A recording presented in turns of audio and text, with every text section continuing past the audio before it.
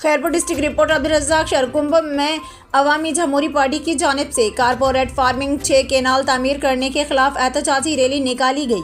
मुजाहिरीन में अवामी जमहूरी पार्टी के मरकजी सदर खादिम टालपुर, पार्टी के साबका सदर करम हुसैन बस्सान, गुलाम कादिर हाजानो, प्रोफेसर अमीर गुल कट्टोहर, अब्दुल करीम शर, हरीफ खान शाह, मोहम्मद खान अंडर, आशिक हुसैन चाचड़ और दीगर रहनुमाओं ने खिताब किया।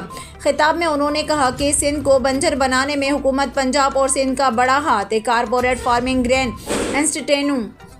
इंस्टीट्यूट जरिए सिंध की ज़मीनें लीज पर देना इंतहाई ख़तरनाक साजिश है। 6 केनाल बनाने का मतलब है सिंध को रेगिस्तान में तब्दील करना। और रहनुमाओं ने मज़ीद कहा कि केनाल बनाकर पंजाब चोलिस्तान के 60 लाख एकड़ ज़मीन आबाद करने का मतलब सिंध को तबाह और बर्बाद, यतीम बनाना, सिंध की 6 करोड़ आवाम को मौत का परवाने पर दस्तखत करने के बराबर है। उन्होंने मज़ीद कहा कि पहले ही सिंध डेल्टा तबाही के किनारे है और ये सिंधी दुश्मन मंसूबे ख़त्म करके सिंध और अपने वतन की आवाम से बेचैनी ख़त्म की जाए।